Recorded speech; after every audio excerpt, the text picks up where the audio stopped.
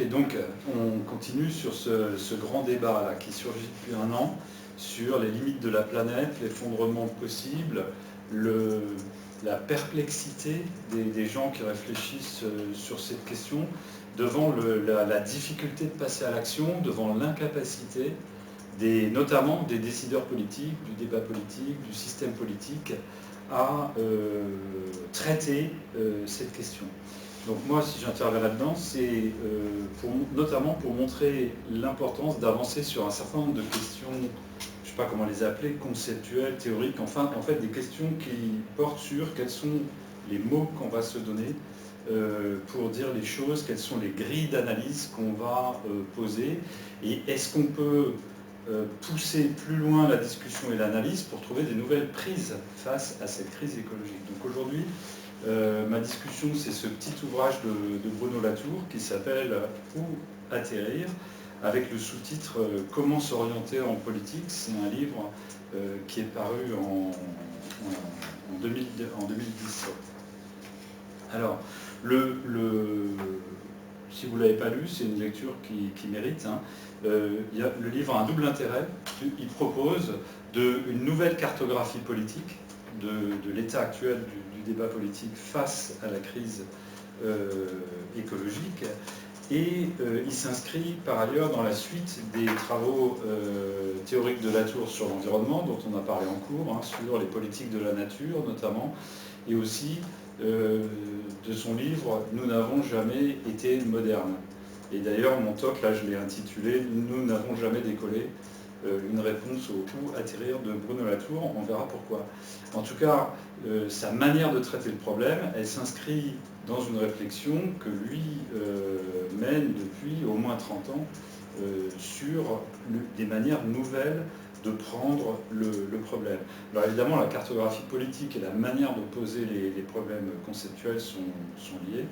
Et je vais alterner le résumé du livre et les éléments de discussion et de critique du livre. Alors, l'annonce de problématique, hein, telle qu'elle est annoncée par Bruno Latour, c'est que 3 phénomènes de la situation politique actuelle sont liés. La dérégulation-globalisation. Deuxièmement, l'explosion vertigineuse des inégalités. Et troisièmement, le climato-scepticisme. Donc il dit ça, ce sont 3 débats d'actualité politique dont les gens ne voient pas le lien entre eux, alors qu'en fait, ils sont profondément liés. Et il part de l'idée que nous sommes face à une situation historique où des élites mondiales très peu nombreuses, et là je le cite lui, sont arrivées à la conclusion qu'il n'y aurait plus assez de place sur Terre pour elles, ces élites, et le reste des habitants de la Terre. Donc c'est ça son point de départ, un petit peu brutal. Et donc il donne là-dedans à la question climatique un poids central. Je vous lis une citation du début de l'ouvrage. L'hypothèse est que l'on ne comprend rien aux positions politiques depuis 50 ans si l'on ne donne pas une place centrale à la question du climat et à sa dénégation. Sans cette idée que nous sommes entrés dans un nouveau régime climatique, on ne peut pas comprendre l'explosion des inégalités, ni l'étendue des dérégulations, ni la critique de la mondialisation, ni surtout le désir panique de revenir aux anciennes protections de l'État national, ce qu'on appelle bien à tort la montée du populisme, pour résister à cette perte d'orientation commune, d'orientation de la pensée politique. Il va falloir atterrir quelque part, d'où l'importance de savoir comment s'orienter et donc dessiner quelque chose comme une carte des positions imposées par ce nouveau paysage, au sein duquel se définissent non seulement les affects de la vie publique, mais aussi les enjeux de la vie publique. Donc je vous l'ai lu parce que ça dit très clairement le but. Pour lui, le nouveau régime climatique, c'est-à-dire le fait qu'on ne peut plus continuer comme avant dans l'ombre de la crise écologique qui arrive, impose de redéfinir la cartographie du débat politique. Et c'est ce qu'il essaye de faire dans le livre, et c'est ça que je vais mettre en discussion principalement maintenant. Alors pour lui, la situation politique contemporaine, elle est marquée par le Brexit, 2016, l'élection de Trump. Et pour lui, ça, ce sont des chocs, parce que finalement, ce sont les deux pays qui étaient les plus moteurs dans la mondialisation qui, d'un seul coup, décident de se replier. Il écrit ceci: cette nouvelle attirance pour les frontières chez ceux qui avaient prêché leur démantèlement systématique signe déjà la fin d'une certaine conception de la mondialisation. Deux des plus grands pays de l'ancien monde libre disent aux autres: notre histoire n'aura plus rien à voir avec la vôtre, allez au diable. Le troisième phénomène de la situation politique pour lui, c'est l'extension des migrations, ce qu'on a appelé souvent la crise migratoire. Et le quatrième, c'est l'accord de Paris sur le climat. Et là, il y a une idée qui est tout à fait fondamentale dans le livre et que je trouve absolument excellente, c'est que, au fond, pour lui, on en fait une découverte avec cet accord sur le climat. Pour lui, ce qui est important, ce n'est pas le fait que les pays aient réussi à signer un accord sur le climat. Voilà ce qui est important pour lui. Je vous lis une citation. Ne vous inquiétez pas, je ne lirai pas des citations pendant une heure. Mais là, il s'agit de camper un peu le décor. Donc il nous écrit: non, l'important, le jour de la signature de l'accord, c'est que ce jour-là, tous les pays signataires, alors même qu'ils applaudissaient au succès de l'improbable accord, ont en même temps réalisé avec effroi que s'ils allaient tous de l'avant selon les prévisions de leurs plans respectifs de modernisation, il n'existerait pas de planète compatible avec leurs espoirs de développement. Il leur en faudrait plusieurs, or ils n'en ont qu'une. S'il n'y a pas de planète Terre, de sol, de territoire pour y loger le globe de la mondialisation, vers lequel tous les pays prétendaient se diriger, alors plus personne n'a, comme on dit, de chez soi assuré. Chacun de nous se trouve donc devant la question suivante: est-ce que nous continuons à nourrir des rêves d'escapade ou est-ce que nous nous mettons en route pour chercher un territoire habitable pour nous et pour nos enfants? Donc l'idée, je la redis avec mes mots, c'est qu'en fait, le pacte politique des 50 dernières années, c'est que tous les pays du monde avancent à des rythmes divers et en partant de points de départ différents, vers un horizon de modernisation, pour partager les bienfaits du progrès technologique, du mode de vie moderne, etc. etc. Or, la prise de conscience des limites de la planète et l'accord de Paris va de pair avec le fait de dire qu'il n'existe pas une planète capable de servir de support à ce projet politique collectif mondial. Donc là, on est sur ce qui est le choc ou le point déterminant du bouquin. Il n'y a pas de planète Terre pour satisfaire les besoins qui correspondraient au projet politique d'une modernisation partagée par tous à l'échelle mondiale. Alors, ce n'est pas comme si c'était une idée radicalement nouvelle, hein, mais elle était toujours exprimée dans des termes du genre « oui, si tout le monde vivait comme un Américain, il faudrait 7 fois la planète pour y arriver ». Ce qui est intéressant dans la manière de le formuler, c'est que cette fois-ci, il y a une vraie prise de conscience concrète. C'est-à-dire que tout le monde se rend compte que le projet, nous avançons tous dans la modernisation, n'a pas de planète pour le porter. Ça donne aussi un sens assez particulier au fameux jour du dépassement. Hein, quand on dit cette année c'était le 1er août, à partir du 1er août, on a outrepassé les capacités les ressources renouvelables de la planète. Ça revient à dire qu'on est déjà dans le rouge ou qu'on vit à crédit en termes de durabilité, alors même qu'on est loin d'avoir atteint le bout du chemin de la modernisation. Hein, c'est-à-dire qu'il y a des milliards de gens dans le monde qui peuvent dire « attendez, et nous aussi on veut avancer sur le chemin de la modernisation ». Donc il n'y a pas de planète pour ce projet mondial qui est au cœur du projet politique moderne qui fait tenir les sociétés, la vie politique mondiale, etc., depuis la deuxième guerre mondiale. Et du coup, le sol, je le cite encore, le sol rêvé de la mondialisation commence à se dérober. Il n'y a pas de terre, il n'y a pas de sol pour ce projet. C'est toute la nouveauté de ce qu'on appelle pudiquement la crise migratoire. Si l'angoisse est si profonde, c'est parce que chacun d'entre nous commence à sentir le sol se dérober sous ses pieds. Nous découvrons plus ou moins obscurément que nous sommes tous en migration vers des territoires à redécouvrir et à réoccuper. Donc là, il y a un point supplémentaire à commenter, c'est que pour lui, en fait, dès lors qu'il n'y a pas de place pour tout le monde, c'est pas seulement ceux qui se retrouvent à se déplacer qui n'ont pas de sol, hein, les migrants, c'est aussi ceux qui pour l'instant ont un sol, mais comme on sait qu'à terme il n'y a pas du sol pour tout le monde, d'après Latour, il faut raisonner comme si eux non plus n'avaient pas de sol. Et donc ça va être toute cette question, puisque le sol se dérobe, il nous dit, la question maintenant c'est comment on va atterrir, retrouver le sol. Et lui part de l'idée que tout le monde, et d'une certaine manière, voit le sol se dérober sous ses pieds. Et du coup, le projet, pour lui, il est simple, hein, c'est que l'ancienne universalité, c'était la modernisation, hein, partager tous ensemble, les humains, les avantages de la modernisation et avancer de concert dans cette direction. Et il dit la nouvelle universalité, ça n'est plus ça, c'est le fait de sentir que le sol est en train de céder. Cette nouvelle universalité n'est pas suffisante pour s'entendre et prévenir les guerres futures pour l'appropriation de l'espace. Là, vous voyez un petit clin d'œil à Aurélien Barraud, par exemple, hein, dont on a parlé l'autre fois. Probablement pas, mais c'est notre seule issue, découvrir en commun quel territoire est habitable et avec qui le partager. L'autre branche de l'alternative, c'est de faire comme si de rien n'était et de prolonger, en se protégeant derrière une muraille, le rêve éveillé de l'American Way of Life, dont on sait que bientôt 9 ou 10 milliards d'humains ne profiteront pas.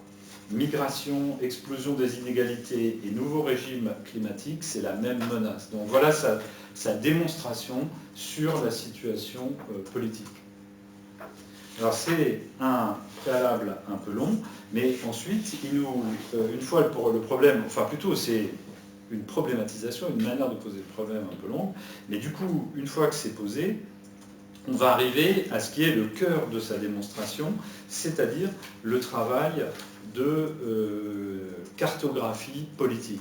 Donc là, dans les feuilles que je vous ai distribuées, vous avez extrait du bouquin une feuille avec tous les petits schémas de cartographie politique qu'il propose dans le bouquin. Le premier, le plus important pour la discussion, c'est celui qu'il appelle le schéma canonique du repérage des modernes. Ça, c'est la continuation de sa réflexion dans le livre « Nous n'avons jamais été modernes », c'est-à-dire qu'en fait, la modernité, elle consiste dans une mise en tension entre les modes de vie traditionnels qu'il appelle, lui, le local, c'est-à-dire qui sont enracinés dans des situations politiques, sociales, écologiques, qui sont différenciées, liées aux lieux, au peuple, aux tribus, etc. Et puis, ça, on le met en tension avec un idéal de modernisation qui, lui, est universel, dans lequel les connaissances scientifiques sont universelles, dans lesquelles le projet technologique ne dépend pas des bases géographiques, ethniques ou autres. Le transport automobile, que vous soyez en Arabie Saoudite, en Afrique, en Australie ou en Angleterre, c'est la même horizon technologique. Et de la même manière, un certain universalisme des droits de l'homme, de la conception de l'homme, de la vie, etc.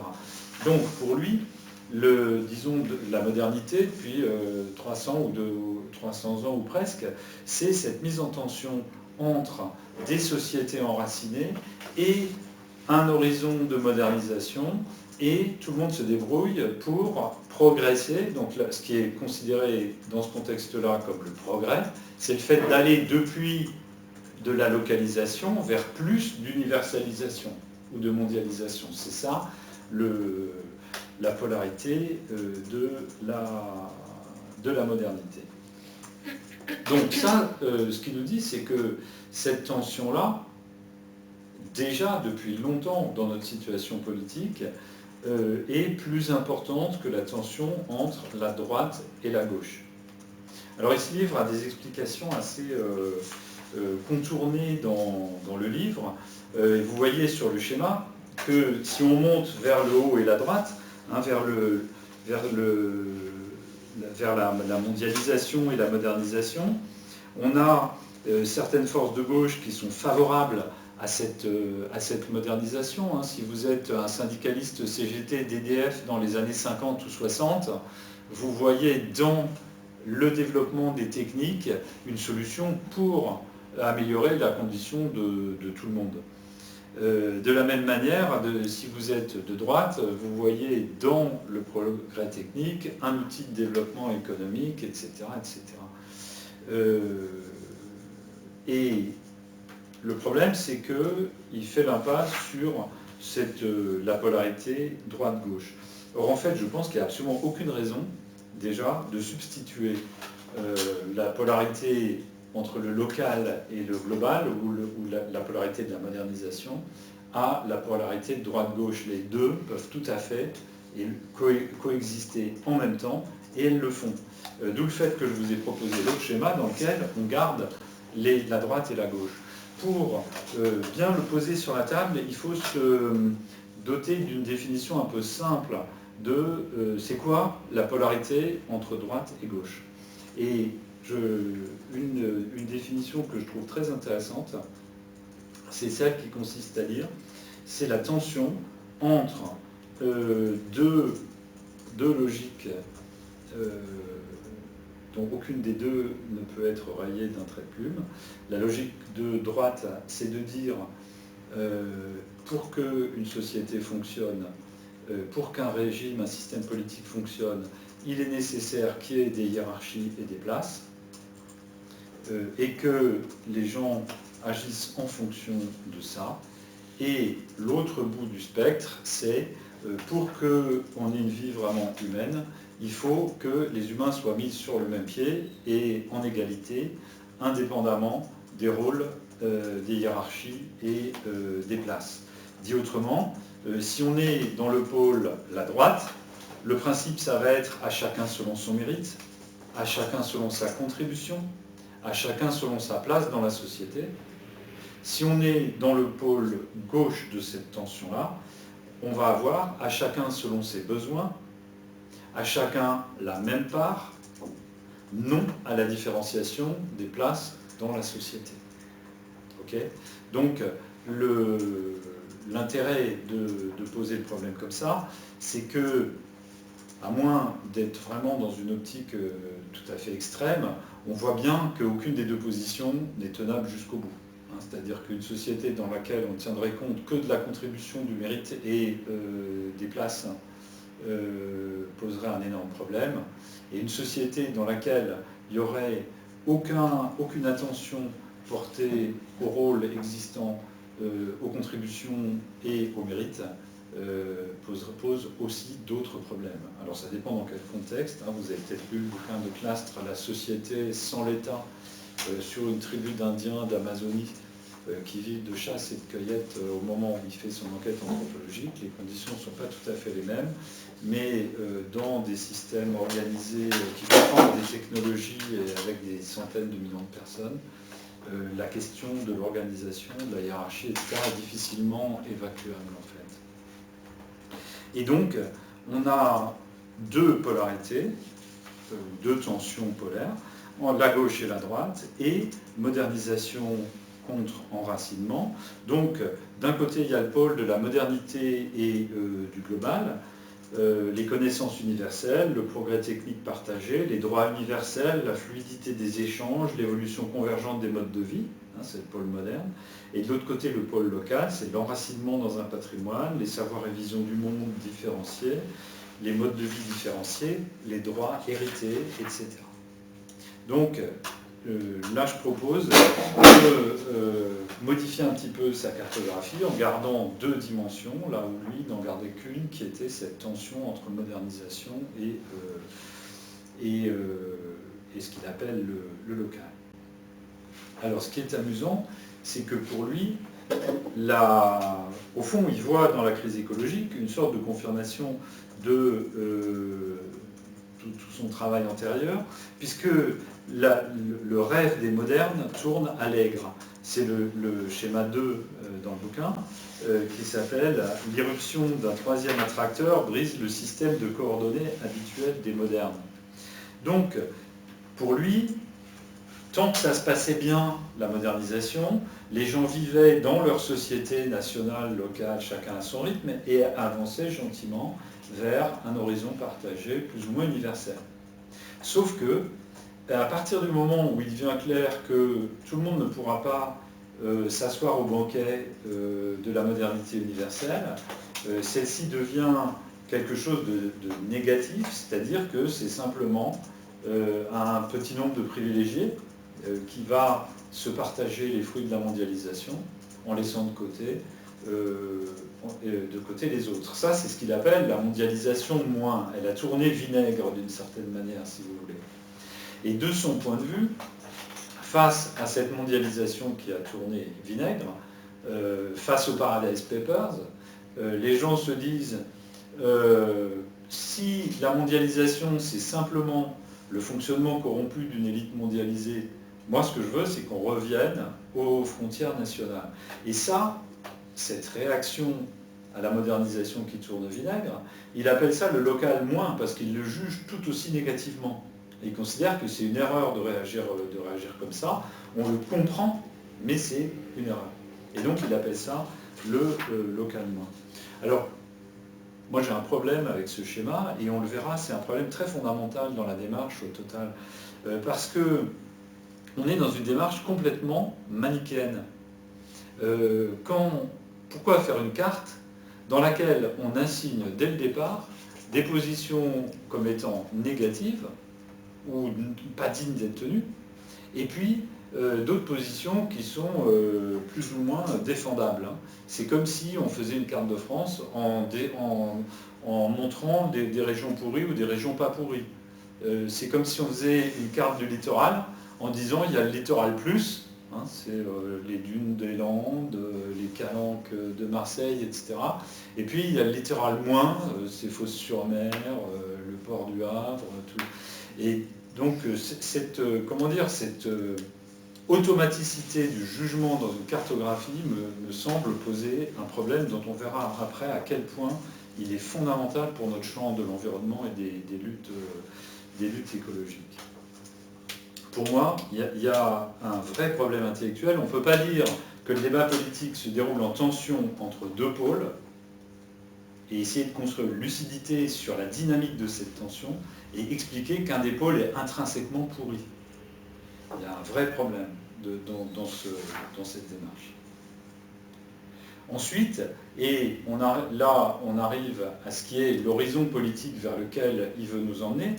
Il nous explique que ces deux premières polarités, droite et gauche, le local et le global ou le local et le moderne, sont épuisées, elles ne font plus le job, puisqu'il n'y a plus de planète pour le projet global, et donc il va falloir trouver un troisième pôle. Donc ça, on va le voir dans la petite vidéo où il explique la cartographie. On voit bien que la réaction, ce qu'on appelle la régression populiste, ce n'est pas forcément par rapport à la mondialisation plus, mais c'est évidemment, et de façon assez logique, finalement assez compréhensible, à la mondialisation moins, qui veut être dominé par les quelques millions de gens ou centaines de milliers de gens décrits dans les Paradise Papers. Je veux dire, si c'est ça la mondialisation, la question, rendez-moi l'État national. Je ne veux pas que cette petite province de gens ultra riches, échappant finalement à toutes les règles et étant capables d'échapper aussi à l'impôt, même si c'est vaguement légal d'échapper à l'impôt, soit le monde, soit le mondial. Cette provincialisation de la notion de mondial est intolérable. Donc il y a une espèce de différence qui, je pense, explique beaucoup de la désorientation dans laquelle nous sommes. Et donc, voilà mon meilleur résumé. Meilleur résumé de la situation. Ça bougeait, mais je ne suis pas arrivé à le faire bouger là. Voilà, on a à choisir dans ces 4 positions. Mes schémas sont simplistes, mais la situation est tellement compliquée qu'il faut la simplifier. Notre horizon de modernisation, c'est d'aller du point 1 au point 2. Et là, je crois qu'on est à peu près tous d'accord. C'est-à-dire d'échapper au local, à la petite province, à la terre, à la paysannerie pour beaucoup d'entre nous dont les parents étaient dans la glèbe et on n'avait qu'une idée, c'est de se tailler, de sortir de cette situation et d'aller vers ce qu'on peut appeler le mondial ou le global, peu importe, qui était associé au progrès, à l'émancipation, etc. Et puis, maintenant, brusquement, comme je le disais tout de suite, cette mondialisation, elle apparaît comme au contraire, comme un repoussoir. Et donc, la tentation, la flèche jaune, c'est de se dire, replions-nous, allons du mouvement 2 vers le mouvement 1, l'attracteur 2, comme je les appelle, à l'attracteur 1, revenons, rendez-nous l'État national, puisque vous avez abandonné finalement l'État mondial. Et puis, il y a la solution très intéressante de monsieur Trump. Enfin, pas Trump lui-même, il n'a pas une idée, mais disons des gens qui soutiennent Trump, qui est ce dont je parlais au début, c'est-à-dire de se dire, non pas simplement offshore, mais hors sol, complètement hors sol. Aux États-Unis, la question climatique ne se pose pas. Cette affaire n'arrive pas aux États-Unis. C'est quand même extraordinaire. Et la combinaison géniale des Trumpistes, c'est de dire je vais simultanément continuer la mondialisation à fond et nous allons revenir, non pas à l'État-nation simplement, mais à l'Amérique protégée par un mur telle qu'elle était dans les années 60. La solution de Trump est évidemment impossible, sauf si on insiste sur le déni de la situation écologique. Alors là, on peut arriver à maintenir cette idée. Je vais simultanément développer à fond le capitalisme le plus traditionnel, enfin pas traditionnel, alors le plus financier finalement, et en même temps, tous les autres Américains, les Blancs en tout cas, vous allez retrouver l'Amérique telle que vous étiez dans les années 60. Il faut évidemment ne prendre en compte aucune des transformations du monde réel dans lequel on se trouve. C'est quand même la première fois qu'un État, le plus puissant, le plus intéressant, etc., qui pour nous et ma génération représentait vraiment l'idéal de la globalisation, décide de devenir hors sol. Mais l'avantage, comme je le mets dans mon petit schéma, vous voyez notre ami M. Trump de dos, et si vous suivez son dos et que vous suivez ma ligne rouge, il a le gros avantage, c'est qu'il définit exactement là où il faut aller. Et donc Trump est d'une publicité négative pour la bonne direction, c'est-à-dire cette question du territoire. C'est-à-dire, la question n'est plus est-ce qu'on va se mondialiser ? On ne va jamais moderniser la planète. Personne ne croit plus qu'on va moderniser la planète à l'américaine, puisqu'il faudrait beaucoup d'autres terres que nous n'avons pas. Et je suppose que dans cette salle, si vous êtes là, vous n'êtes pas non plus les amateurs, disons, enthousiastes du retour à l'État-nation et encore moins à l'État ethnique. Et donc la question se pose, où se trouve ce territoire qui est simultanément celui de l'appartenance et de la protection contre ce qu'est devenu la mondialisation, car après tout, se protéger contre la mondialisation, c'est en quelque sorte une vertu, en tout cas une exigence nécessaire, mais en même temps, cette protection, ce n'est pas le mur autour des États-Unis que promet Trump, ou celui que promet le gouvernement polonais ou hongrois actuel, mais il a quelque chose qui est mondial, mais ce n'est pas le même monde, celui de la globalisation, c'est quelque chose de différent. C'est précisément ce que les mouvements écologistes, même s'ils ne sont jamais arrivés en termes de politique à matérialiser le monde dans lequel il s'agit de faire de la politique, désignent quand même depuis 50 ans, 60 ans, 100 ans, 200 ans, si on veut, du doigt depuis toujours. Autrement dit, c'est la définition, donc ce troisième pôle, le numéro 3, c'est quelque chose que j'appelle le terrestre. Et on va la retrouver dans le schéma numéro 4 du bouquin, qui s'appelle « Une réorientation du site de la politique ». Donc vous voyez que dans ce quatrième schéma, il indique qu'à l'ancienne polarité entre le local et le global de la modernisation, il faut substituer une nouvelle polarité entre ce qu'il appelle le hors-sol, c'est-à-dire Trump, et puis de l'autre côté, le terrestre, c'est-à-dire le nouvel idéal politique, l'idée d'arriver à un nouveau partage de la terre pour que chacun puisse retrouver un sol où ancrer ses projets de vie. Mais pour ça, évidemment, il va falloir sortir du projet de vie global moderne pour inventer un nouvel horizon politique. Alors, donc, rentrons un peu plus dans le détail de ce que c'est que ce qu'il appelle le terrestre. Le premier point, c'est que, toujours dans la continuité de ses travaux, vous vous rappelez que pour lui, il est important de voir que les non-humains font partie du cercle de la politique. Hein, c'est-à-dire que ils ne constituent pas un cadre plus ou moins inerte sur le décor duquel se déroulerait la vie politique des humains, mais ils constituent des acteurs à part entière. Dit autrement, le climat, les ressources, etc., s'ingèrent dans notre vie politique et sont des participants de plus en plus actifs, qui ont un poids de plus en plus lourd sur notre vie politique. Et du coup, pour lui, la dénégation climatique, c'est précisément le refus de considérer que la planète devient un acteur politique. Ça consiste à dire le déni climatique, ça consiste à dire non, on est toujours sur la base d'une planète inerte qui nous sert de décor et dans laquelle on monte nos propres projets indépendamment du retour de la planète. Et donc, dans sa vision du monde, il y a un caractère symétrique. C'est-à-dire que si nous sommes entrés dans l'Anthropocène, ça veut dire certes que les humains ont une empreinte géologique sur la planète, mais ça veut dire aussi que la planète, dans sa géologie, son écologie, etc., a une empreinte active sur les humains. C'est-à-dire que ça devient un ensemble dynamique et non plus simplement des humains qui se déploient dans un décor stable qui serait la nature.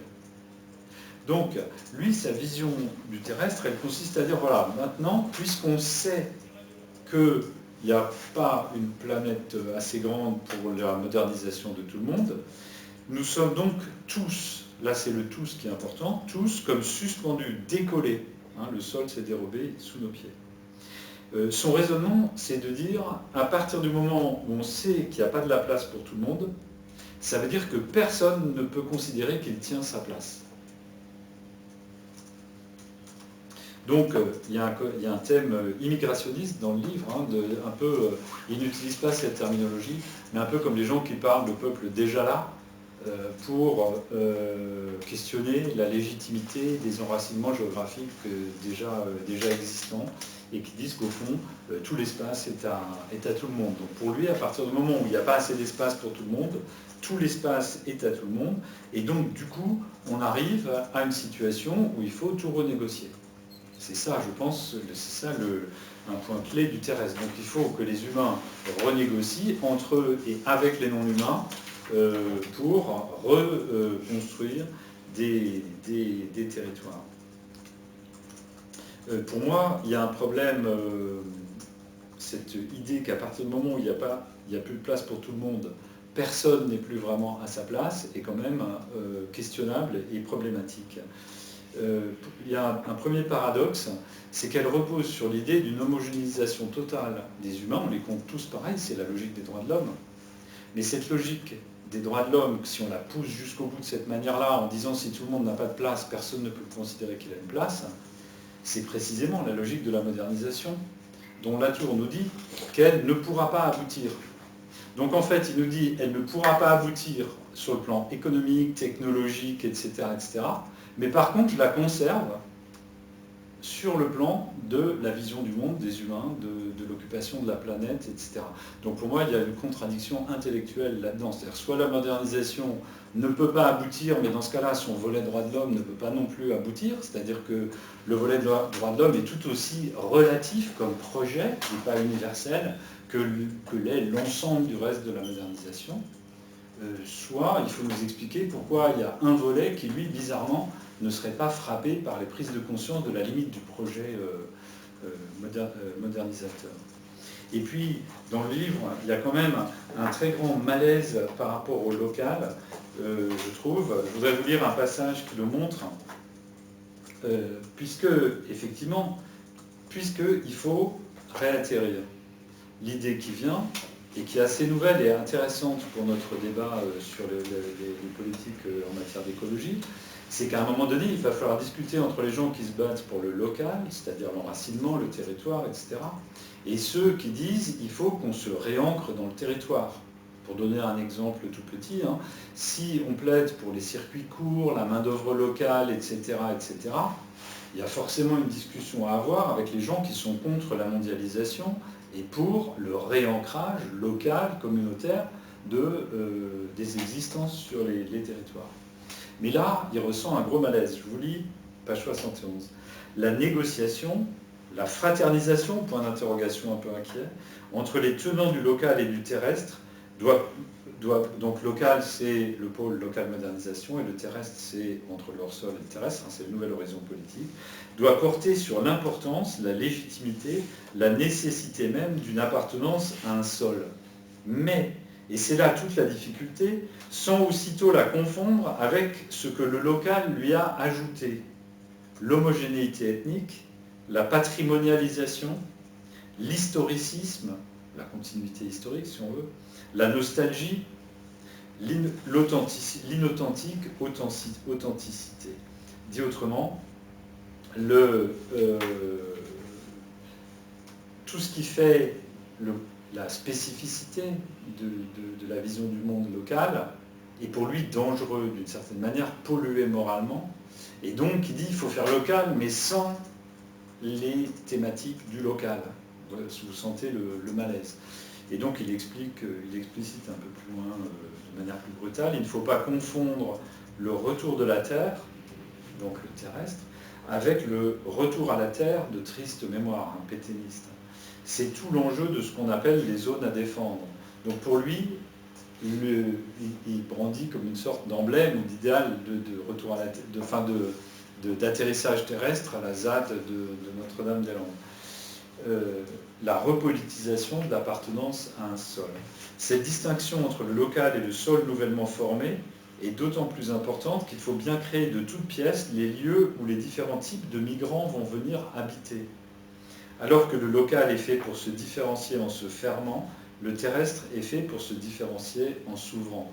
Donc, il met une sorte de tension, presque pied de biche dans le raisonnement, pour dire qu'il faut faire local, mais sans fermer. Il faut mettre des enveloppes pour protéger, mais sans frontières. Donc, il y a un vrai malaise dans le raisonnement, à mon avis.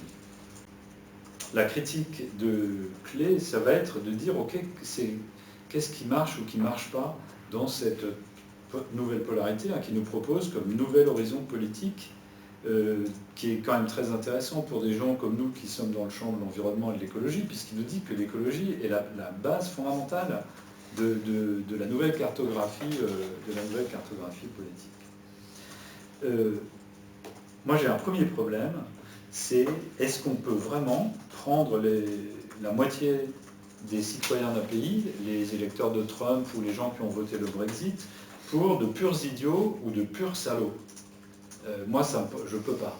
Moi, je ne peux pas être dans un refus, dans un manque de considération totale vis-à-vis des gens, qui consiste à dire 50% des Anglais sont des imbéciles et ne se rendent pas compte. C'est en gros ce qui est dit en substance dans le bouquin. Les gens qui ont voté Trump se sont fait berner, ce sont des idiots, ils ne savent pas ce qu'ils veulent, ils ne comprennent rien. Vous avez entendu aussi que dans une vidéo, il dit que Trump lui-même ne comprend rien. Et donc, est-ce qu'on peut, à ce point-là, prendre les gens pour des imbéciles ? Personnellement, je m'y refuse radicalement.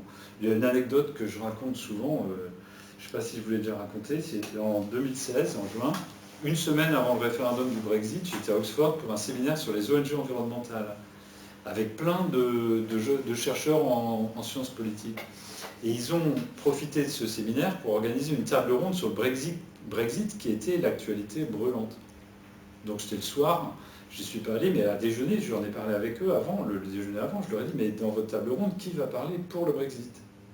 Mais ils m'ont regardé comme si j'étais un demeuré complet, et ils m'ont dit, mais ça va pas la tête, mais pourquoi quelqu'un parlerait pour le Brexit ? Donc si vous voulez, pour moi, le fait que finalement les gens dont le boulot est de réfléchir pour le compte de la société britannique aux enjeux politiques, etc., soient fiers de même refuser d'essayer de comprendre les positions de la moitié de la population, pour moi c'est hallucinant. Et le fait qu'ils y trouvent, vraiment qu'ils y trouvent de la fierté est quelque chose de complètement dément. La deuxième, et je pense que ce mal est très répandu aujourd'hui, et je ne vois pas comment on peut avoir une cartographie du politique qui permet de retrouver une possibilité de penser en considérant que les 2/3 des gens qui occupent cette cartographie sont des crétins ou des salauds. Le deuxième point, le clé sur cette troisième polarité, c'est que c'est pas parce qu'on est dans la négociation de ce qu'il appelle le terrestre, c'est-à-dire de comment on va atterrir de la crise écologique, hein, c'est bien clair que oui, on a ce problème-là, que les deux autres polarités sont devenues moins fortes pour autant. C'est-à-dire que la tension entre droite et gauche, c'est-à-dire comment on se répartit, est-ce que c'est en fonction de l'histoire et du mérite, ou est-ce que c'est de manière égalitaire? Et la question, est-ce qu'on continue à essayer de faire progresser nos modes de vie ou est-ce qu'on recule, sont des questions qui non seulement ne sont pas effacées, mais sont rendues encore plus vives. Si je discute des moyens de résoudre la crise écologique, est-ce que je veux y aller avec du high-tech ou du low-tech? Est-ce que je veux y aller dans des mini-solutions qui se négocient localement, ou est-ce que je veux y aller en essayant de créer des effets d'échelle avec des applications, etc., pour mettre la modernisation au service de l'écologisation? C'est quand même des questions qui, loin de perdre en acuité, gagnent en acuité. Et puis, le dernier point, avant de venir, donc je vais vous proposer une version révisée de sa nouvelle cartographie politique, hein, qui ne répond pas à ses objectifs moraux et à ses angoisses à lui, mais qui me paraît plus juste. Pour y arriver, il faut encore faire un dernier point qui est très lié aux thématiques théoriques récurrentes de Bruno Latour. C'est la question de la nature. Donc, pour Bruno Latour, la nature, c'est la bête noire. Quand vous lisez Les politiques de la nature, publié en 1998, il n'a pas de mots assez durs contre cette notion et contre le fait que les écologistes, d'après lui, se trompent complètement quand ils parlent de protection de la nature ou du rôle de la nature.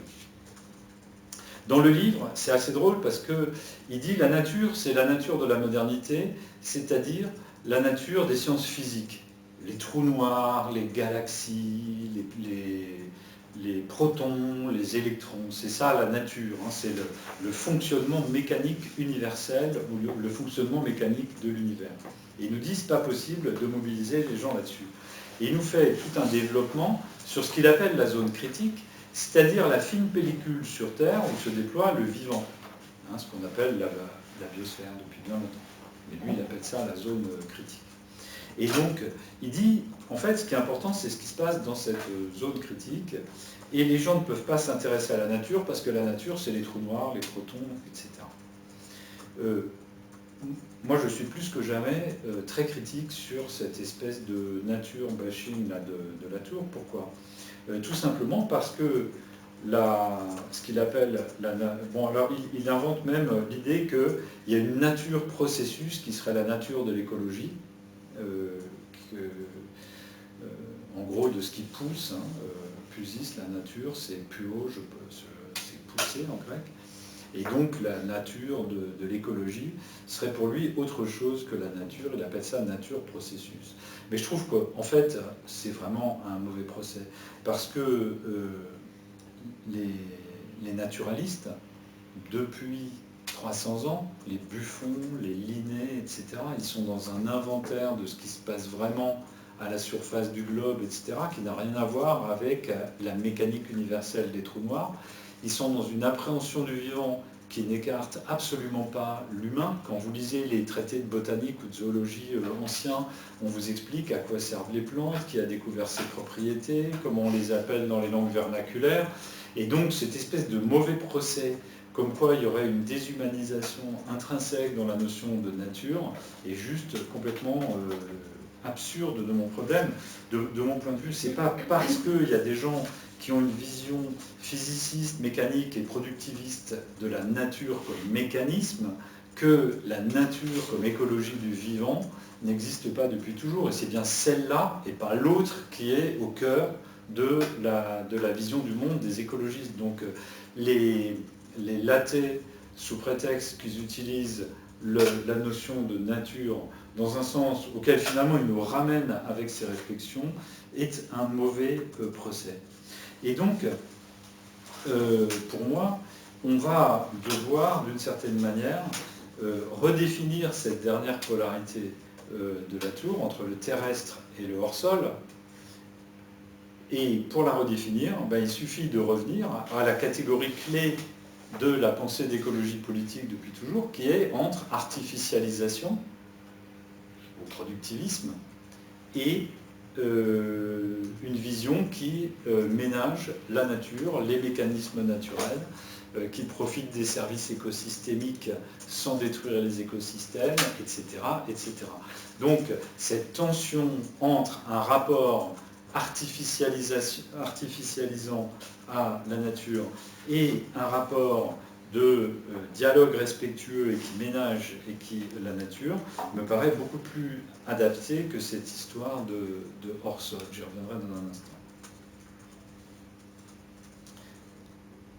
Et reste la question de la nature comme acteur. Alors il y a un développement qui est assez marrant. Il dit, jusqu'ici, les gens raisonnent en termes de système de production. C'est-à-dire qu'on organise un système humain pour produire, et ce système humain se sert dans le décor de la nature pour faire fonctionner ses productions. Et lui, il dit, il faut remplacer ça, qui ne convient pas, parce que la nature réagit, donc on ne peut pas continuer à raisonner comme ça, parce qu'il appelle un système d'engendrement, c'est-à-dire un système dans lequel les humains et les non-humains entrent dans des agencements, des rapports, et où la nature fait partie elle-même de la transformation et de la reproduction du système. Dans un vocabulaire autre que le sien, ça s'appelle un socio-écosystème. Et effectivement, c'est une approche qui existe depuis un certain temps. Donc la différence opératoire, elle ne porte pas du tout sur la question de la nature ou pas la nature, elle porte sur quel est le degré de fixité qu'on attribue à la nature. Est-ce qu'on la considère comme un ensemble qu'on peut considérer comme donné et qui reste stable, ou est-ce qu'on la considère comme quelque chose qui bouge tout le temps et avec qui on est en dialogue? En gros, la nature des écologues. Et donc, l'attitude écologiste, aussi bien de l'écologie politique que des militants pour la protection de la nature depuis 150 ans, c'est ce deuxième pôle, c'est attention à la nature, ne détruisons pas les écosystèmes, laissons-les fonctionner, etc. Ne les détruisons pas parce que sans ça, ils ne vont plus nous donner ce qu'on veut. Et l'opposé de ça, c'est le productivisme. On n'a pas besoin des écosystèmes. On va organiser nous-mêmes les systèmes de production. On va enlever les haies, on va couper les forêts, on va faire des plantations à la place, etc. Tout ce qui est l'univers du productivisme. Donc, pour moi, il faut revoir complètement la troisième polarité et dire, en fait, il y a un pôle qui est priorité au dialogue et à la naturation, c'est-à-dire au fait de laisser la nature fonctionner, et l'autre qui est un pôle prométhéen, priorité à la maîtrise de la nature, indépendamment des besoins propres de cette nature. Et du coup, si on fait ça, on arrive au petit schéma avec les cubes de couleurs, c'est-à-dire que dans ma discussion, là, j'ai fait plusieurs choses. La première, c'est que j'ai demandé qu'on ne supprime plus la polarité droite-gauche, mais qu'on la conserve. Qu'on conserve la polarité entre le local et le moderne. Et puis qu'on introduise cette polarité en la redéfinissant, celle qu'il appelle le terrestre, en disant d'un côté, il y a un pôle d'écologisation, et de l'autre côté, il y a un pôle prométhéen d'artificialisation et de maîtrise. Si on voulait, dans les vocabulaires actuels, on aurait d'un côté les services écosystémiques, c'est l'écologisation, faisant attention de laisser les écosystèmes qui puissent nous rendre leurs services. Et de l'autre côté, il y a l'ingénierie, comment ça s'appelle, l'ingénierie planétaire sur le changement climatique, j'ai de la géo-ingénierie. Là, on s'en fout, de toute façon, on va arriver à faire fonctionner les choses, que la nature veuille ou pas, c'est pas vraiment le problème. Et donc, du coup, on a un espace tridimensionnel, politique, et non plus un simple espace monodimensionnel entre le hors-sol d'un côté et l'écologisation de l'autre, comme dans le bouquin de Latour. Donc, dans le cube, vous avez les trois axes politiques. On ne voit qu'un bout de chaque axe. Il y a écologisation ou position prométhéenne, modernisation ou le local, qui est en dessous du cube, droite et gauche, qui est derrière le cube. Et là, du coup, on va commencer par regarder Trump. Ah non, on va d'abord commencer par l'écologie. On va commencer par comprendre qui est une des questions que Latour pose dans le bouquin et que tout le monde se pose, pourquoi l'écologie politique n'arrive pas à fonctionner? Pourquoi elle reste tout le temps minoritaire? Pourquoi elle ne cesse pas d'éclater? Vous avez été témoin comme moi, lors des dernières présidentielles, de l'éclatement complet du spectre du mouvement écologiste. C'est-à-dire que les gens qui auparavant étaient regroupés dans le parti écologique se sont étalés sur la totalité du spectre politique, de la droite à la gauche. Et donc on retrouve un François de Rugy qui était un écologiste, qui est plus du tout dans la même case qu'un Jadot, ni que d'autres qui ont rejoint les Républicains. Donc les écologistes se sont éparpillés façon puzzle dans le paysage politique. Là, si on regarde la cartographie que je propose de la revoir, on comprend beaucoup mieux. C'est-à-dire que selon la manière dont vous pouvez être un partisan très fort de l'écologisation, selon la manière dont vous envisagez la question de la modernisation et la polarité droite-gauche, vous allez arriver à des solutions complètement différentes. Par exemple, on va prendre l'inverse de Trump, c'est Evo Morales, le président bolivien. Donc lui, il est pour les droits des tribus indigènes, il est pour une répartition hyper égalitaire des ressources et une vision hyper écologisante, puisque c'est lui qui a réintroduit l'idée de la Pachamama, notre mère, la Terre, dans le débat politique mondial. Donc c'est lui le symétrique de Trump. Ça n'est pas c'est lui le symétrique de Trump. Mais on ne peut pas réduire le parti écologiste à Evo Morales. Tout le monde n'est pas tribal, égalitaire, et pour la Pachamama, il y a d'autres manières d'écologiser. Et donc, on a chasse, pêche, nature, tradition. Ça, c'est l'écologisation, version toujours locale, non prométhéenne, puisqu'on n'est pas du tout dans le productivisme là, mais cette fois-ci avec une forte prise en compte des places dans la société, etc. On veut maintenir l'organisation traditionnelle de la société. Ensuite, on a Europe Écologie Les Verts, donc c'est le carré rouge, le cube rouge dans là. Ça, c'est le petit espace politique dans lequel s'est enfermé le mouvement écologiste depuis 25 ou 30 ans. C'est-à-dire que si on est écologiste, il faut être en même temps moderniste, mondialiste, etc. Il faut être en même temps à gauche, sans quoi on ne peut pas être écologiste. C'est-à-dire que, par exemple, si vous êtes Europe Écologie Les Verts, vous ne pouvez pas être opposé aux migrations et écologiste. Et ensuite, il y a la case qui est orpheline dans la vie politique française, qui ne l'est pas dans le débat mondial sur l'environnement, qui est la case qui consiste à dire, pour écologiser, il faut continuer à moderniser et continuer le développement économique, c'est y compris avec la hiérarchisation des revenus et des pouvoirs que ça impose.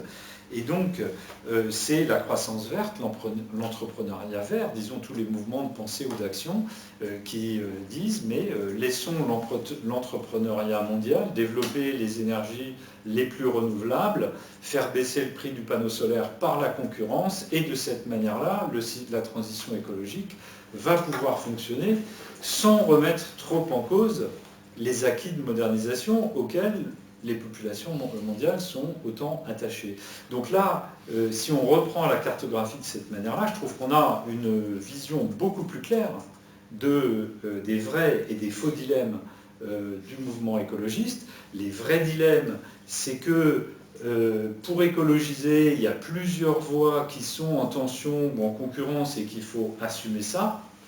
Et puis, les faux problèmes, c'est que si on a décidé d'avance que pour écologiser, il n'y avait qu'une seule solution, c'est d'être modernisateur, écologisateur et de gauche, là, effectivement, on s'enferme dans un sous-ensemble qui est trop petit par rapport à l'ampleur et à la gravité du débat. Et là, on se retrouve à faire 3% aux élections avec Europe Écologie, les Verts, et on se retrouve avec ce à quoi on a observé. Maintenant, abordons un autre point du puzzle, c'est M. Trump, dont vous avez vu que Baudin Latour le déteste tellement qu'il ne veut même pas le nommer. Et dans son livre, il a trouvé une traduction, il l'appelle le grand trompeur, tellement il y a un refus de considérer les analyses de Trump comme ayant un intérêt.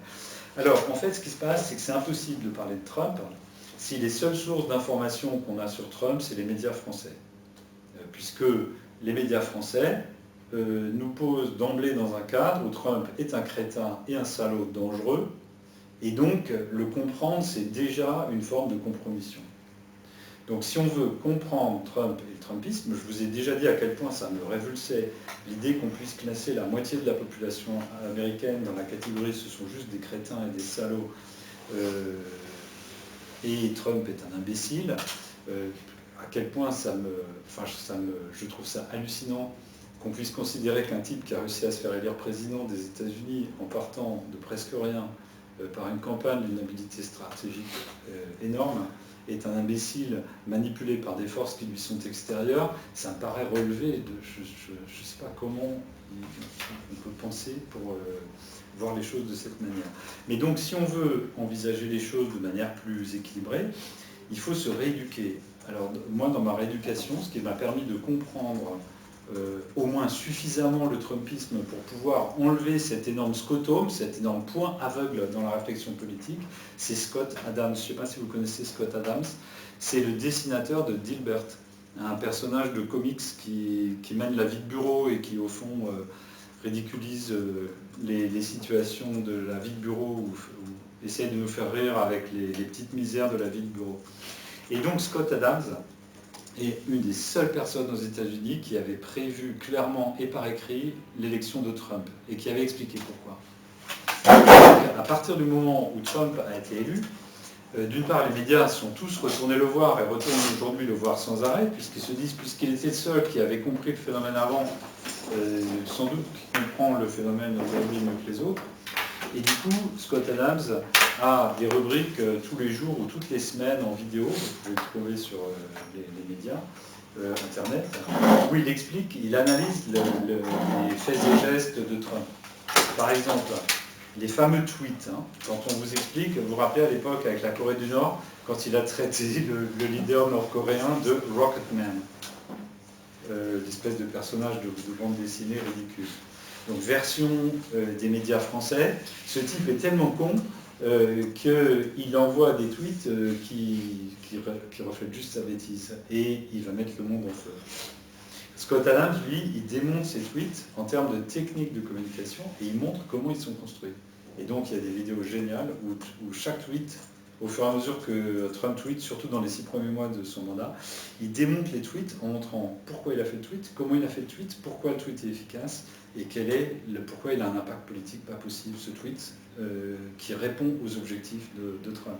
Alors, une fois que 4 fois, 5 fois, 6 fois, vous avez vu le truc où on vous explique, c'est un tweet complètement con d'un mec qui ne sait pas ce qu'il écrit, et qu'ensuite on vous démontre le truc, on vous explique pourquoi ça marche, comment ça a été construit, qu'ensuite on voit que, ah tiens, c'est bizarre, il y a eu des négociations avec la Corée du Nord, comme ils ne s'en étaient jamais produits auparavant, ah ouais, d'accord, tiens, le tweet. Et donc là où vous avez des explications de texte qui permettent de sortir un petit peu du refus de voir. Il y a un deuxième problème qui est un problème stylistique, c'est-à-dire que depuis une trentaine d'années, nous sommes habitués à des figures politiques qui sont des conciliateurs qui font dans l'action incrémentale. Donc ils parlent sans fâcher personne et comme si l'action consistait à améliorer un petit peu les réglages des choses comme ça tout va aller mieux, vous inquiétez pas, la panne n'est pas profonde, on va changer un petit peu les choses, etc. Or, si on revient un peu plus, si vous lisez des livres d'histoire, vous retombez sur plein de leaders politiques qui ont exactement le même côté désagréable, frontal, insupportable que M. Trump. Si vous prenez Churchill, si vous lisez une biographie de Churchill, c'était un type qui passait son temps à faire des transgressions à tous les niveaux, dont la carrière politique a été plus que, disons, bizarre et jusqu'au moment où, pendant la guerre, il est devenu le leader britannique. Et aujourd'hui, si avec ses coups de gueule et ses transgressions, il se présentait dans la vie politique, on le considérait comme un devenir insupportable, exactement au même titre que Trump. Donc il y a un vrai problème de style qui, je pense, est pour beaucoup dans la situation politique actuelle. Alors quelle est la position de Trump? Elle est très simple. Il n'y en aura pas pour tout le monde. Le point de départ est le même que la tour. Il n'y en aura pas pour tout le monde. Il n'y a pas une planète assez grande. Qu'est-ce qu'on va faire? Du coup, nous, on va défendre notre part. C'est tout. C'est America First. Et America First, c'est Make America Great Again. C'est une manière de dire America First. Et donc, on va, afficher que nous, on va défendre notre part. Ce qui était un peu l'idée de Bush père quand il avait dit « The American way of life is non-negotiable ». Tout le monde a considéré ça horrible, ça veut juste dire « nous, on va défendre la part qu'on a réussi à acquérir ». Et par ailleurs, ça veut dire défendre notre part, même au prix d'une certaine bousculade, alors qu'on s'approche des limites. Si on est dans un buffet et que tout le monde voit qu'il ne va pas y avoir assez pour tout le monde dans le buffet, une des stratégies possibles, je ne dis pas que c'est la meilleure, mais une des stratégies possibles, c'est d'accélérer, de manger plus vite et de remplir votre assiette plus vite dans le buffet. Bon. Moi, je vois aucun mystère à cette stratégie politique. On peut la discuter, mais la considérer comme une forme d'absence de cerveau ou de connerie, ou non. Enfin, je ne vois absolument pas pourquoi. Je vous lis une citation de Bruno Latour. Alors lui, effectivement, je pense qu'il a plus de difficultés à voir ça comme ça. Donc il parle du refus des accords de Paris par Trump. Allez dire aux autres signataires de l'accord qu'ils ne sont pas littéralement envahis par les États-Unis, qui influent sur la composition de leur atmosphère, alors même qu'ils se trouvent à des milliers de kilomètres. Il y a bien là une nouvelle expression d'un droit à la domination au nom d'une version nouvelle du Lebensraum. Alors une petite explication de texte. Donc ce que nous dit Latour, c'est que face aux limites des ressources, l'appropriation compétitive sur les territoires, elle porte plus seulement sur faire la guerre pour acquérir un territoire, mais aussi faire la guerre pour acquérir des ressources ou bien pour saturer la capacité à polluer. Donc il nous dit, quand les États-Unis nous disent nous, on s'en fout, on va continuer à prendre de la capacité à polluer et on vous emmerde, c'est la même chose que de dire aux autres, on va vous bouffer un bout de territoire sur le globe. C'est la même chose, sauf que la variable, là, c'est pas la surface terrestre, mais c'est la capacité d'absorption en carbone. Oui, on est dans un affrontement distributif. Vous voyez qu'on retrouve là le thème du déni du distributif et de ce que je pourrais appeler le retour du distributif.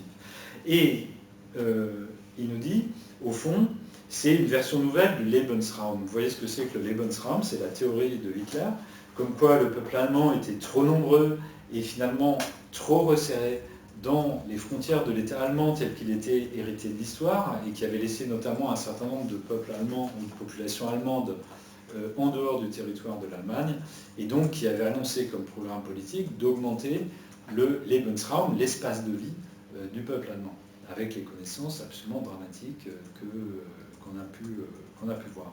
Et donc lui, il nous dit, cette poussée d'appropriation distributive sur la capacité à absorber la pollution de la planète, c'est une forme de lutte pour le territoire, ça c'est une manière acceptable de le dire, mais là il franchit le point Godwin en utilisant le mot Lebensraum, ça veut dire c'est Hitler, c'est Hitler.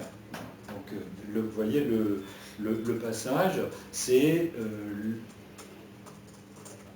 moi ce que je propose comme recadrage, c'est de dire on peut comprendre le raisonnement politique distributif d'un leader comme Trump dans la situation où il a été élu, et le raisonnement de ses électeurs allant dans ce sens.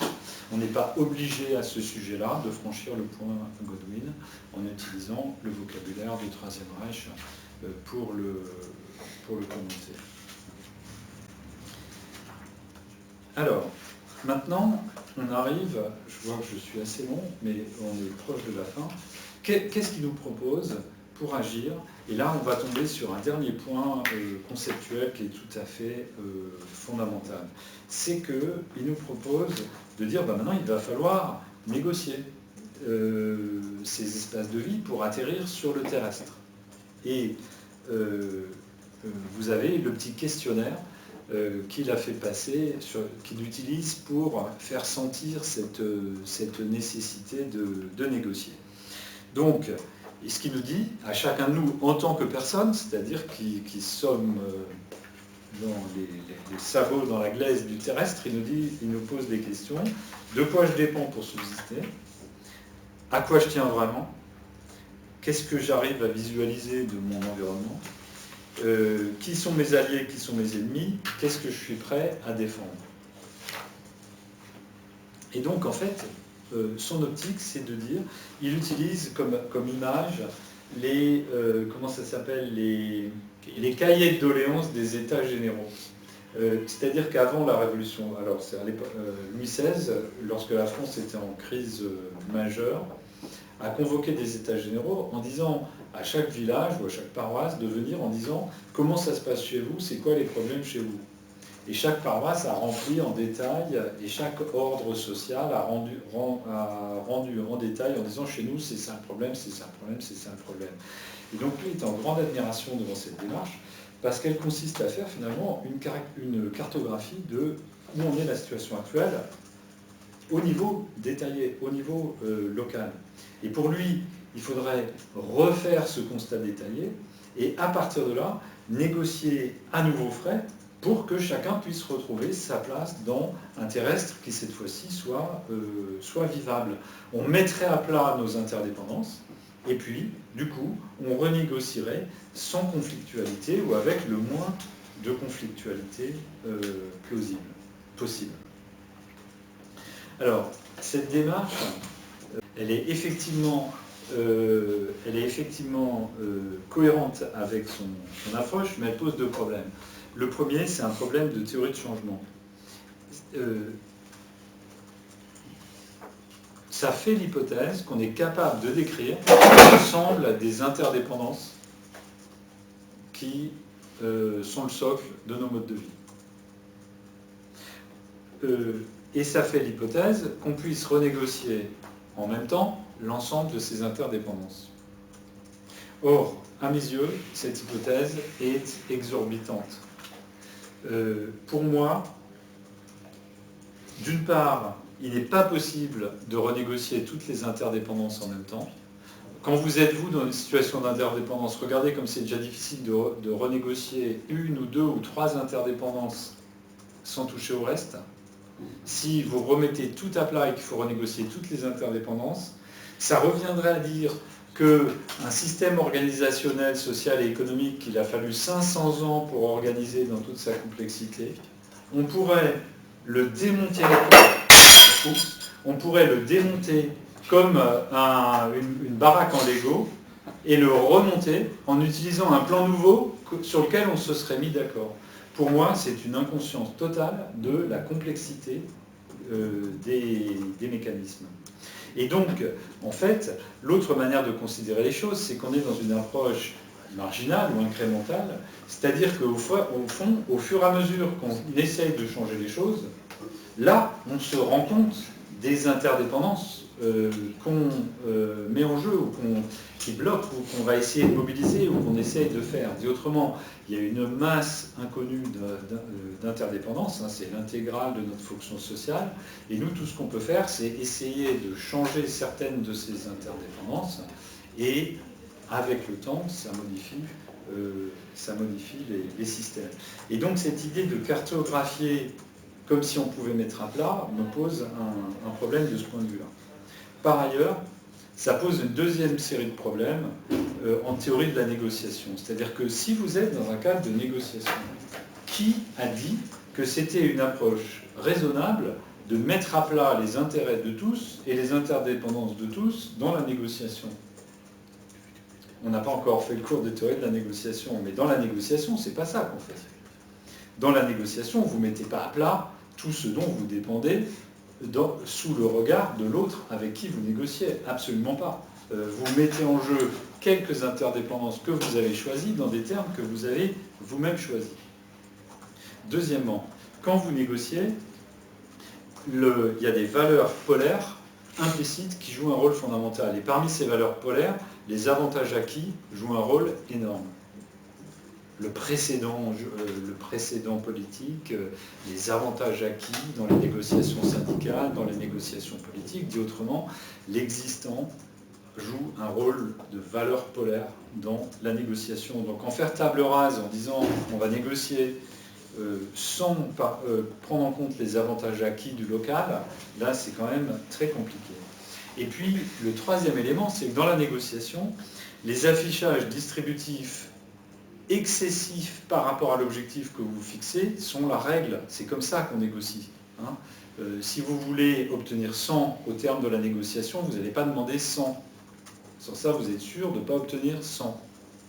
Donc, et si quand quelqu'un demande 200 alors que vous pensez que c'est 100 et que, au lieu d'interpréter ça comme un geste de négociation, vous interprétez ça comme de la connerie, et bien c'est que vous n'avez rien compris à la logique de négociation. Donc je vous conseille de regarder l'analyse du mur de Trump par Scott Adams, qui est extraordinaire, où il explique le mur de Trump comme posture de négociation politique à grande échelle dans le débat politique, et la manière dont elle fonctionne à l'épreuve de la réalité de la vie politique américaine. Mais on pourrait faire exactement la même chose avec le revenu universel de Benoît Hamon.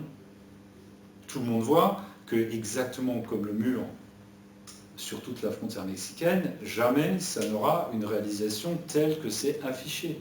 Ne serait-ce que parce que dès que vous posez un revenu universel, forcément des gens vont militer en disant « moi je mérite plus ».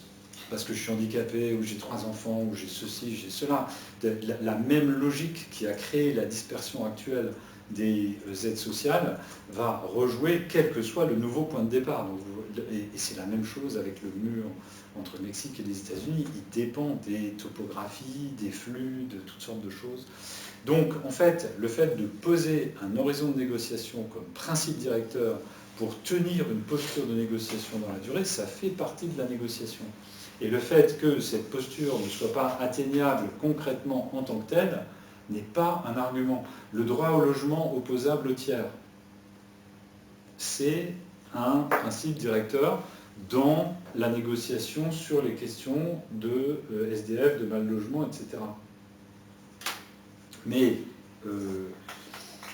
très peu de gens envisagent l'idée que dès que quelqu'un dit « j'ai besoin d'un logement », on lui file des clés et qu'on lui dise « vas-y, installe-toi là ». Donc, c'est un principe directeur, une position de négociation dans une scène de négociation. Or, sur la question écologique, je ne vois pas comment on peut faire le tour, comment on peut faire l'économie de ces questions de négociation. Comment on peut faire l'économie des questions de négociation? C'est très simple, en se positionnant dans une optique de coopération. C'est-à-dire en disant, les gens sont tellement peu accrochés aux enjeux distributifs, dans une situation donnée, ils ont une telle capacité à faire passer l'intérêt commun avant, parce qu'ils savent qu'ils vont en bénéficier tous d'une manière acceptable, qu'on peut traiter comme si on était tous des membres de la même équipe et dans une dynamique de coopération. Mais je ne vois pas, dans la situation de crise écologique telle qu'elle se pose aujourd'hui, qu'est-ce qui permettrait de penser qu'elle va être régie ou qu'elle puisse être régie par une optique de coopération généralisée. Les enjeux distributifs sont trop graves. Si on nous explique qu'il n'y a pas une planète pour tout le monde, si on nous explique, comme Aurélien Barraud, dont on a vu les vidéos une autre fois, que ça va être la guerre parce qu'il n'y a pas de ressources pour tout le monde, le fait de poser comme hypothèse « ah bah c'est cool, on va gérer ça de manière comme si c'était un problème de coopération » est totalement irréaliste, que ce soit d'un point de vue théorique ou pratique. Et donc, notre situation dans notre champ de l'environnement aujourd'hui, elle est une situation dans laquelle on a adopté le discours de la coopération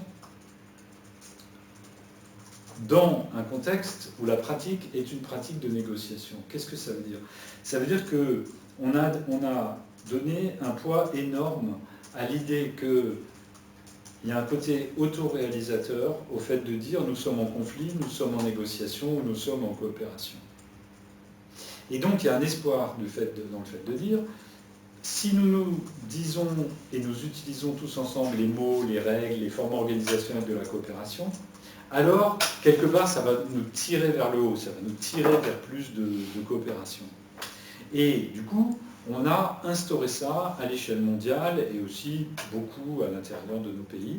On utilise un vocabulaire de coopération comme une forme de régulation de la négociation.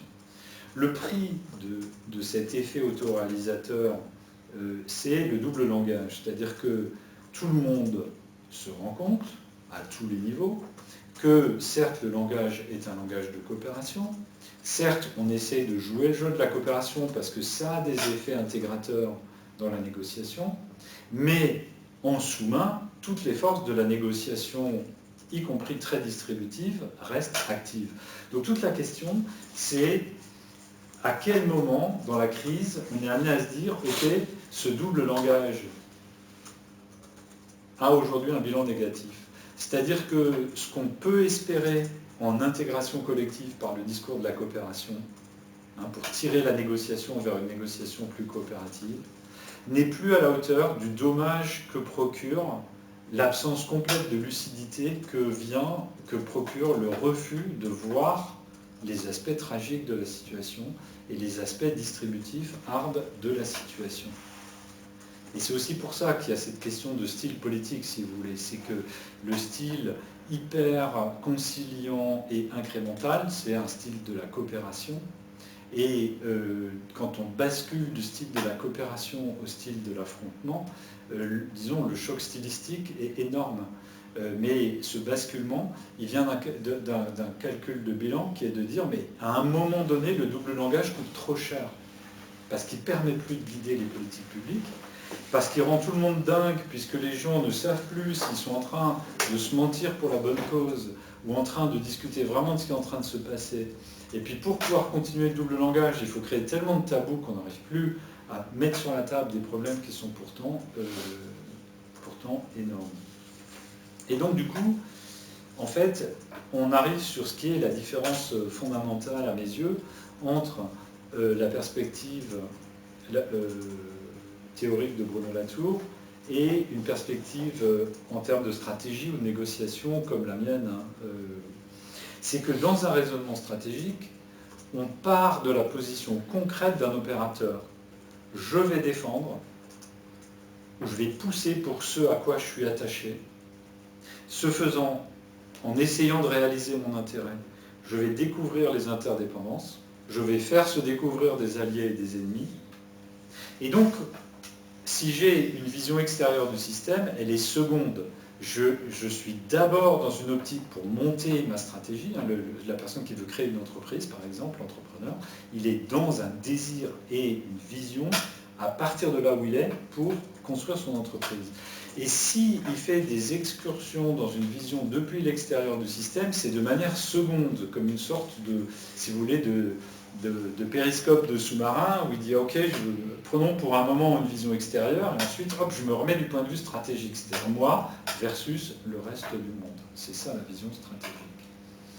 Alors que le raisonnement de la sociologie pragmatique, sous celui de l'histoire, celui d'un Latour, ça consiste à regarder les différents acteurs en regardant comment ils agissent, comment ils négocient entre eux, pour voir comment ils recomposent le monde. Et donc, en fait, Latour explique dans d'autres ouvrages que tout son travail, il a pour but d'aider à comprendre et à suivre finement ce que font les différents acteurs et comment ils recomposent et renégocient les situations. Mais il y a une différence énorme entre la posture, cette posture-là, je suis les acteurs, un pas en arrière, je regarde ce qu'ils font, et du coup je comprends ce qu'ils font et comment les choses se reconstruisent. Cette posture-là est fondamentalement différente de la posture, par exemple, du conseil stratégique. Si je suis en conseil stratégique pour un dirigeant, je ne suis pas là pour regarder comment il va faire. Je suis là pour me mettre à sa place et pour me dire, mais comment quelqu'un qui a les objectifs stratégiques X ou Y pourrait tirer le mieux possible son épingle du jeu dans cette situation. Et donc, du coup, je vais analyser la situation en cherchant des potentialités d'action et en essayant de l'interpréter pour la structurer plus qu'elle ne l'est, de manière à guider l'action. Donc, dit autrement, il y a un sociologue pragmatique, suit les acteurs tout près de l'acteur, mais juste un pas en arrière, pour voir comment ils font, etc. Et donc il peut décrire avec beaucoup de finesse comment ils font, leurs négociations, etc. Alors que quelqu'un qui est dans une pensée stratégique, il se met un pas en avant de l'acteur, il est toujours avec l'acteur, mais un pas en avant en lui disant « Ok, je vais essayer de bien structurer, de poser les questions que tu pourrais te poser sur comment réussir ton conflit, ta négociation, etc. avec le reste du monde. » Et donc, la difficulté à remplir le questionnaire de la tour, elle tient... donc il joue avec les membres de son public en disant, vous voyez, c'est dur de remplir le questionnaire. C'est tout simplement parce que, pour quelqu'un qui est plongé dans l'action, c'est pas comme ça que la question se pose. Je ne me demande pas où sont les interdépendances. Je me demande, 1, qu'est-ce que je veux ? 2, comment je pourrais agir pour l'obtenir ? 3, en réfléchissant à ça, je vois des obstacles, des ennemis. Et j'identifie des alliés éventuels. 3, comment je fonce pour avancer. Ça n'est pas une cartographie mise à plat de la situation, c'est une expression amplifiée, clarifiée et interprétée du désir que je vais défendre face au reste du monde. C'est ça la stratégie. C'est pas la même chose que de regarder comment les uns et les autres composent leur négociation. Et du coup, il y a un véritable malaise, en fait, quand on essaye de prendre une optique ou un cadre théorique qui est parfait pour suivre, juste après l'événement, comment les gens recomposent leur monde, et qu'on essaye de dire, utilisez ce cadre de pensée pour réfléchir à comment maintenant vous allez composer votre monde. Non, parce que le monde, il se compose, chacun négociant pour lui, éventuellement avec des cadres de médiation, mais ça c'est d'ordre second, et donc il se construit bottom-up, à partir de gens qui sont enracinés et qui n'ont pas décollé. Donc pour conclure, en fait, si je résume brutalement le propos du livre, puisqu'il n'y a pas de place pour tout le monde, Bruno Latour propose qu'on se lève tous de nos chaises et qu'on joue à une sorte de partie de chaise musicale. Il n'y a pas de place pour tout le monde, donc ceux qui n'ont pas de place sont déjà debout. Ceux qui sont assis se lèvent et on joue aux chaises musicales. On va tout renégocier notre ancrage dans le terrestre. Alors effectivement, si on pose le problème comme ça, oui, c'est bien compliqué d'atterrir, parce que les chaises musicales, c'est pas terrible comme jeu. Déjà, quand vous avez 20 personnes et une chaise manquante, c'est un peu chaud. Mais quand vous avez 7 milliards de personnes et 2 milliards de chaises manquantes, la partie de chaise musicale, elle peut être très très haute. Mais le problème, c'est que il y a de sa part à lui une incompréhension radicale de tous les gens qui refusent de jouer aux chaises musicales. Alors qu'en fait, dans la situation telle qu'elle est aujourd'hui, il y a beaucoup de gens qui refusent de jouer aux chaises musicales, qui disent non, je suis désolé, moi j'étais là avant. Ou bien, moi j'ai construit ma chaise, donc si vous voulez une chaise, construisez-vous une chaise chez vous, etc., etc. Donc le fait d'accepter de jouer aux chaises musicales n'est pas forcément ce que tout le monde va choisir. Et donc là, dans une situation comme celle-ci, mais comme dans beaucoup de situations, il est assez raisonnable de se dire que chacun va négocier ou lutter à partir de là où il est et de ses enracinements. En fait, chacun va négocier ou lutter en essayant de ne pas décoller. Et s'il est obligé de décoller parce qu'il a perdu une lutte ou une négociation, oui, là, il va chercher à atterrir. Mais l'idée de dire on va faire tous comme si on avait décollé et on va chercher à atterrir pose un problème conceptuel et aussi, je pense, un problème politique. Pour terminer sur le livre, bon, en fait, moi je trouve que l'effort de cartographie est hyper stimulant. L'idée de dire il n'y a pas de planète pour le projet de modernisation globale et universelle, c'est une formulation très très intéressante du problème par ses conséquences. Moi je trouve que les corrections de la carto que je propose sont indispensables pour plein de raisons. Elles corrigent les phobies idéologiques qui rendent incapables de percevoir en gros les 2/3 de l'espace politique où se déroule le débat politique contemporain et les 2/3 de l'espace où va se jouer la résolution de la crise écologique et des conflits qui vont avec ça. Elle permet aussi d'aller plus loin dans le fait de corriger le déni du distributif. Vous voyez que l'espèce de manichéisme qui appauvrit à mon avis la réflexion, il est encore une fois lié au déni du distributif, et une fois qu'on a fait les corrections, on s'aperçoit qu'il y a des stratégies distributives et intégratives qu'il faut prendre les deux en compte, et que là on comprend beaucoup mieux l'équilibre de ce débat politique. Et puis on sort aussi de la fixette sur le plan sur la nature en fait. Alors qu'en fait, le discours écologique, on comprend que ce n'est pas à cause de l'idée de nature qu'il a posé problème, c'est à cause du fait qu'on n'a pas vu qu'il fallait le concilier avec toute la palette des positions entre modernisation et globalité et entre droite et gauche, et que là, d'un seul coup, l'espace politique de l'écologisation devient beaucoup plus lisible. Et dernier mot, sur le plan théorique, le raisonnement stratégique, il est par nature asymétrique et surinterprétatif, c'est-à-dire il prend une situation hyper complexe et il propose des repères simples pour essayer de promouvoir ses intérêts. Le raisonnement d'observateur ex post ou extérieur, lui, il est symétrique pour bien comprendre comment les uns et les autres ont négocié, joué dans la négociation, etc. Mais ces deux postures ne sont pas solubles l'une dans l'autre. Vous ne pouvez pas conseiller quelqu'un qui va agir, parce qu'il devra agir à partir d'un point de vue qui est nécessairement asymétrique, à partir d'un point de vue qui, lui, est symétrique. Alors, on ne va pas rentrer dans le détail.